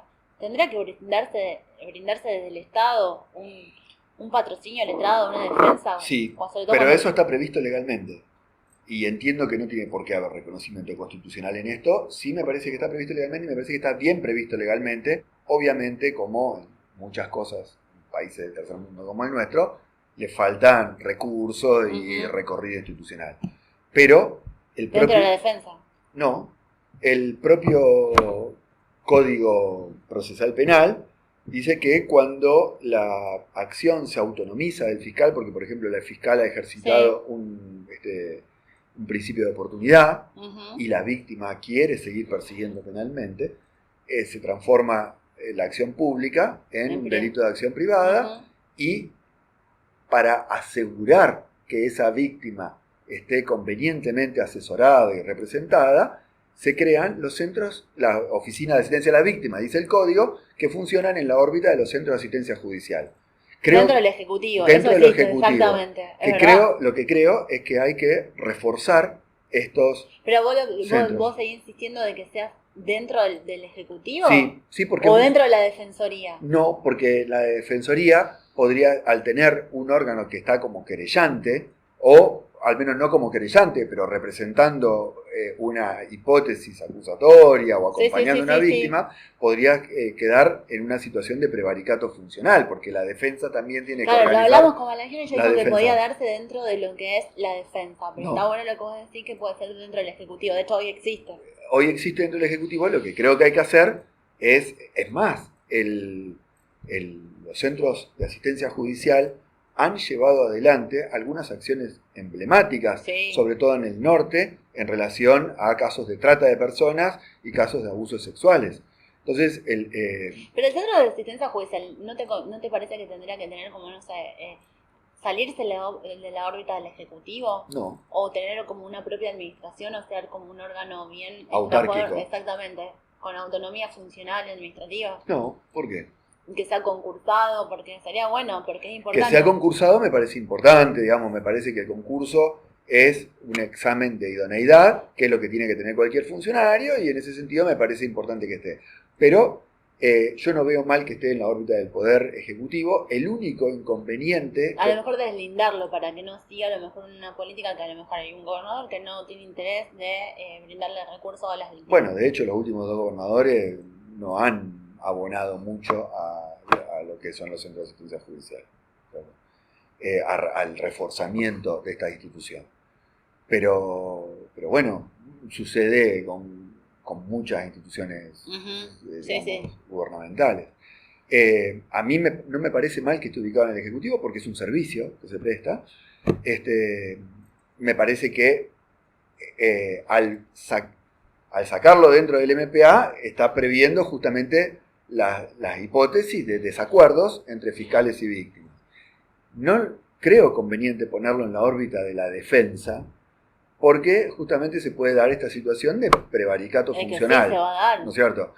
Claro, de que se volvería el a mismo pasar órgano, lo del procurador. claro, Decir, el mismo órgano que está promoviendo una acusación tiene que asegurar la defensa de la parte razón. contraria. Entonces yo eso no creo. Y creo que la solución posible es en la órbita del Poder Ejecutivo. El único inconveniente, que me parece a mí, son los supuestos de violencia institucional. Son los supuestos de violencia institucional, ¿por qué? Porque en la órbita del Ejecutivo, a ver, como la policía depende del Ejecutivo, sí. O el servicio penitenciario depende del Ejecutivo, o violencia institucional también puede ser de algunos funcionarios de carácter civil, pero en la órbita del Ejecutivo, entonces que pueda darse ahí algún choque de intereses. Pero es lo mismo que podría suceder con la Secretaría de Derechos Humanos, ¿cierto? Claro, entonces, pero entonces ahí generar alguna instancia bien de, como decir, de delegación, autárquica. Sí, autarquía. Creo que, o con cargos concursados, donde yo creo que no hay que esperar, digamos, tanto. Me parece más importante reforzarlo económica e institucionalmente que todavía pensar esas cosas, ¿no? Pero es verdad, algo que está muy eso. olvidado en nuestra provincia y que han sido también pioneros, porque en lo que a nivel comparado local hay que avanzar ahí, porque se habló de la también nosotros veníamos muy atrasados con el sistema procesal penal, del sistema adversarial como fiscalía, defensa y juez. Sí, y las víctimas no se, porque no necesariamente la postura del fiscal coincide con las víctimas. Y hay muchos otros planteos que las víctimas hacen que podrían canalizarse a través de los centros de asistencia a la víctima judicial, que se dan, en un caso tú puedes cerrar un fiscal, pero a lo mejor continuar con la instancia privada, como vos bien decís. Sí. Terminando ya con el cuestionario, el último poder que nos queda, el Poder Judicial, ¿qué reformas sugerirías para el órgano judicial? ¿Corte, la integración de la Corte? Bueno, una reforma ya te la dije. Sacar Cargos periódicos. La Sí, periodicidad también. en los cargos. Vamos. Y sacar del procurador. Eso me parece importantísimo. La figura del procurador, que ojo, hoy tenemos un procurador en alguna medida, digamos, con muy buenos pergaminos, que el Sí, doctor Barraguirre, sí, digamos, sí. está formado con Carlos Nino, pero me parece que institucionalmente, dada la configuración institucional de nuestra provincia actual, me parece que Se ha quedado con pocas materias de actuación. Exacto, hay que repensar, ¿no? Entonces, Más allá de la persona, hablamos de la figura. Exactamente, la figura. Creo que, hay que constitucionalizar el MPA, constitucionalizar la defensa, Amicus Curiae. agregarle lo civil, sacar la figura del procurador, justamente porque se vuelve ociosa teniendo un MPA, digamos, una cabeza del MPA, con esos términos. Hay que contemplar la periodicidad en los cargos. El amicus curiae me parece una figura excelente, pero no tiene nada que ver con la Constitución, No me parece que sea necesario que esté previsto constitucionalmente, ¿no? Vía legal. Me parece que es una cuestión de vía ¿En todas legal. las instancias, te parece, o solamente en las instancias superiores? No, en todas las instancias. De hecho, la regulación de las amicus curiae se da por primera vez en la regulación que hace la Corte, la Corte Nacional, ¿no? Que la han tomado acá en Santa Fe, hemos tomado esa regulación, ¿no? De participación de la amicus curiae. Pero Juan, yo ¿y creo juicio que por jurados? sí, bueno, yo creo que eso, en primer lugar, creo que la falta de satisfacción de esa demanda es algo inexplicable, porque no hay nadie que haya dicho directamente que esté en contra del juicio por jurado. Creo, con todo, que a lo mejor estamos de antemano sobrevalorando la eficacia y la efectividad en términos de legitimidad de la función judicial que va a tener el juicio por jurado. Pero no obstante eso, creo que no lo tengamos todavía es inexplicable. Es inexplicable incluso en los términos de política actual, porque vos hoy agarrás uno por uno a los legisladores y no va a haber uno que te diga que está en contra del juicio por jurado, ¿cierto? Van a decir, bueno, hay que ver la letra de la ley, sí, por supuesto, pero van a estar todos a favor. Entonces, ¿qué estamos esperando? ¿Cierto? Lo que creo que eso tiene que darse y darse cuanto antes. ¿Qué y te además, imaginas vos como soy juicio por jurado? muy partidario de eso, porque es una instancia de participación popular en la actividad jurisdiccional, que creo que es fundamental, porque hoy por hoy la actividad jurisdiccional es un ámbito reservado a técnicos, digamos, a una especie de sacerdotes, que somos los abogados. Pero evitaría el lawfare. Digamos, podría evitar el lawfare. Igual no exasperemos las bondades del juicio por jurado, ¿no es cierto? Nos ahorraríamos un montón de problemas y obviamente son generaríamos otro, incluso como todo, hasta que esto esté debidamente asentado y que tengamos un recorrido institucional, digamos, va a pasar mucho tiempo, como nos pasó con el nuevo sistema. ¿Te lo imaginabas un jurado popular o uno mixto? Sí. No, jurados populares. ¿Para apellido del imputado como derecho del imputado o una cuestión para determinadas penas y delitos? Bueno, eso a mí me invitaron a opinar en muchos proyectos de ley. Yo tengo esta idea. Yo creo que el derecho a ser juzgado por un jurado es un derecho del imputado. Entonces, creo que tiene que estar previsto para todos los delitos, pero a elección del imputado. Es decir, el que pueda elegirlo, que sea el imputado. Es cierto que con porque hay muchos que dicen, sí, se juzgan solamente esta clase de delitos. ¿Por qué? Y yo, que estoy acusado de esta otra cosa, ¿por qué no voy a tener eso si la Constitución Nacional dice que un derecho para todo, no distingue? ¿Cierto? Sí es cierto que esto tiene una desventaja de carácter práctico. Y es que si vos decís, el juicio por jurado está solo para esta clase de delitos, podés hacer una previsión de la carga de trabajo que implicaría la implementación.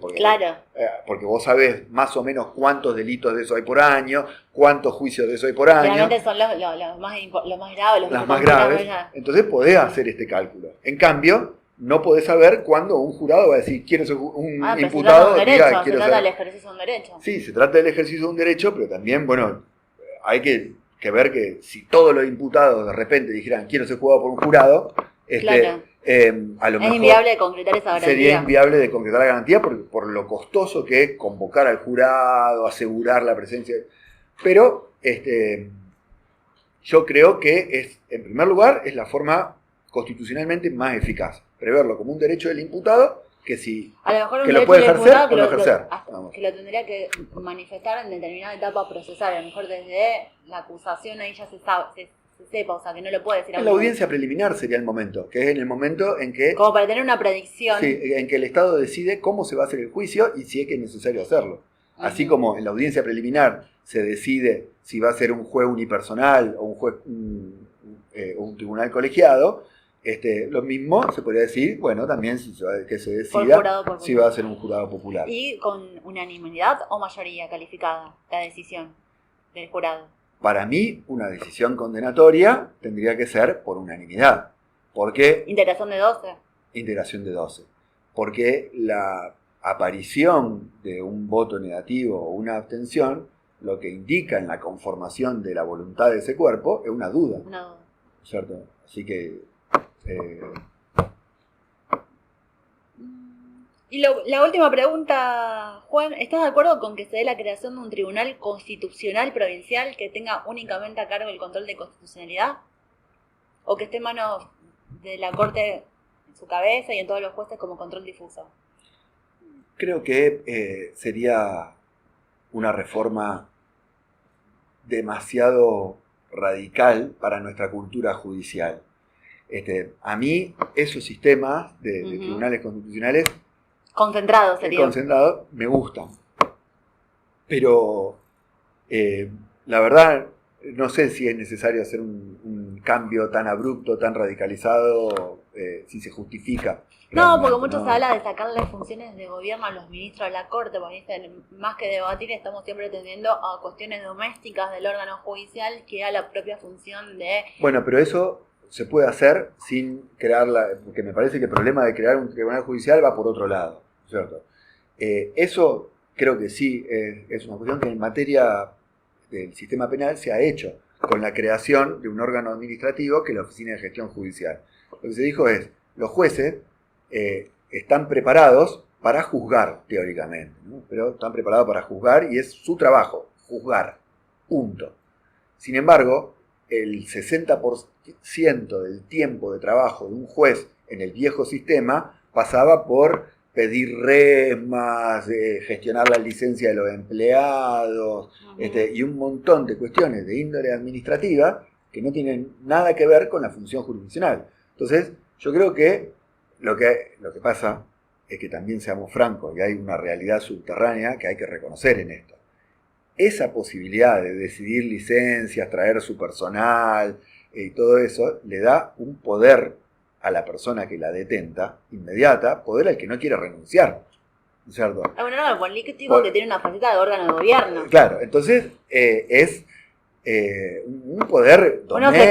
Uno se queja, pero... Claro, es un poder doméstico, un poder que nadie ve, que aparentemente es inocuo, pero... Tiene implicancias políticas. Tiene implicancias, claro.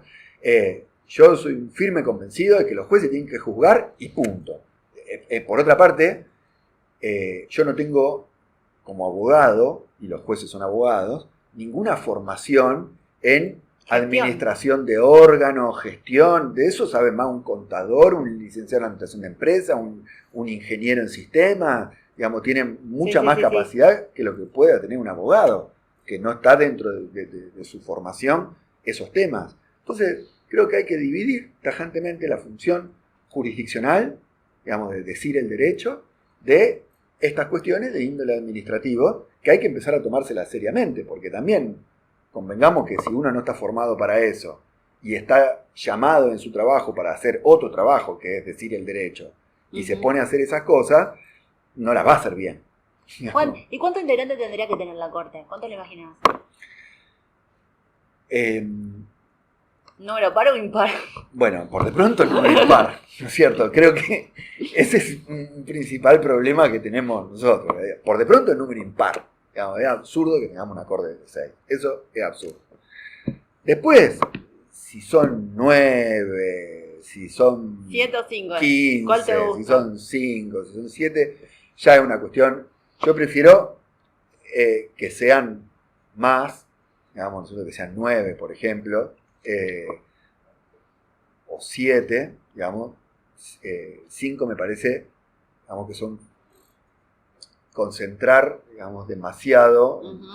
Cuanto más repartido esté, mejor, ¿no? Pero ¿Y el mecanismo pero 6 ¿y el mecanismo de designación como viene ahora, la elección del gobernador más de acuerdo a la legislatura? ¿O te parece que tendría que haber otra instancia? Mirá, hoy por hoy no es exactamente así, sino que hemos receptado el decreto número 1 del gobernador Wiener, justamente receptó un decreto que también dictó Kirchner a nivel nacional. Sí, con consulta, obviamente. Exactamente, con consulta popular. Pero al propuesto por el Ejecutivo, o sea, yo te propongo a vos, sí. Consulto. Sí, pero tiene que haber, porque se planteó a nivel nacional, a partir justamente de las decisiones que de hecho están siendo sometidos a juicio político los actuales miembros de la Corte Nacional, por los fallos que han tenido con el Consejo de la Magistratura, su integración, lesa humanidad, el cómputo bien del 2x1, etcétera. De Muña, sí. Han habido propuestas de reforma de la Corte a 15 integrantes y que se han decidido o que tengan integración regional. Salas e integración regionales. No, y algunos dicen integración regional y otros que dicen integración temática. Exactamente, no digo. Yo estoy de acuerdo con eso. En la provincia, digo, ¿se tendría que dar algo de eso? No, a mí 15 no me parece un mal número y no me parece mal dividirlos en salas temáticas, ¿cierto? Parece que no me parece mal. Más, me parecería un sistema bastante completo. De hecho, Alemania es así, sí. Lo dice Saúl, dice. Bastante es transparente porque uno no sabe todas las materias. O sea, vos sos abogado. Tal cual. Entonces, yo creo que ese sería un sistema más interesante, ¿no?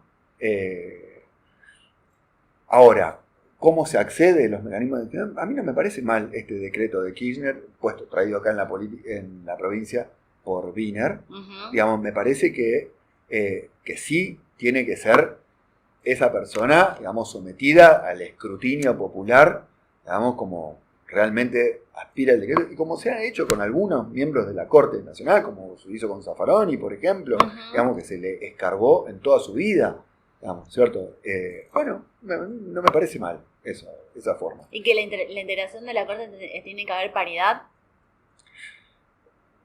Reitero, me parece que debería haber paridad, pero es una cuestión que no tiene que estar prevista constitucionalmente, sino que tiene que estar prevista legislativamente. Uh-huh. O, en el caso, dado que esto lo envía el gobernador, bueno, que sea una autolimitación del gobernador, ¿cierto? Uh-huh. Que uno de los criterios de su selección sea la paridad de género. Pero no es algo que tenga que integrar el texto constitucional. Pero el mecanismo ese para designar ministro de la Corte no me parece mal. Y nuevamente, cuantos más sean mejor, por eso 15 en 3 salas está perfecto, o 15 en 5 salas, si querés. Y también la periodicidad, que también vale para los ministros de la Corte. Obviamente será por más tiempo, a lo mejor 10 años, ¿cierto? Pero cargo periódico. Gracias, Juan. La verdad, súper interesante. Lo bueno del proyecto es encontrar a personas que tienen diferentes miradas, también por su experiencia, por el ejercicio de la función o por la ideología.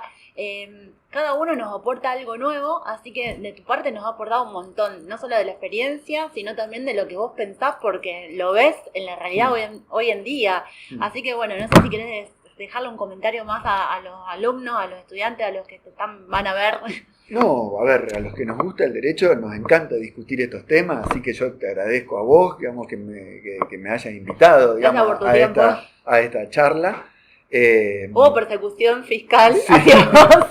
Sí, es cierto que fue difícil combinar el día, pero o sea, te agrego porque la verdad que a mí, digamos, que me apasiona el derecho, la verdad que también me apasiona poder tener espacio para discutir estas cosas. Obviamente también, en alguna medida, le digo a los alumnos, ¿no? Y a tus compañeros de cátedra, digamos, que sepan disculpar, que yo no soy, o sea, mi formación es como abogado penalista. Contribuye. ¿No es cierto? Y si conozco algo de otros temas, a lo mejor es por mi paso por la gestión pública o porque he leído algo de casualidad y tengo una opinión crítica.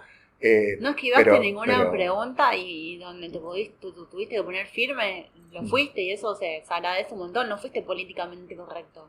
O sea, diste tu a mí opinión. La corrección política me parece una de las formas modernas de la hipocresía, así que... La verdad, eso es lo que nos da contenido a nosotros para pensar en futuras instituciones, es decir, cómo mejorar estas realidades. Bien, así que gracias. Bueno.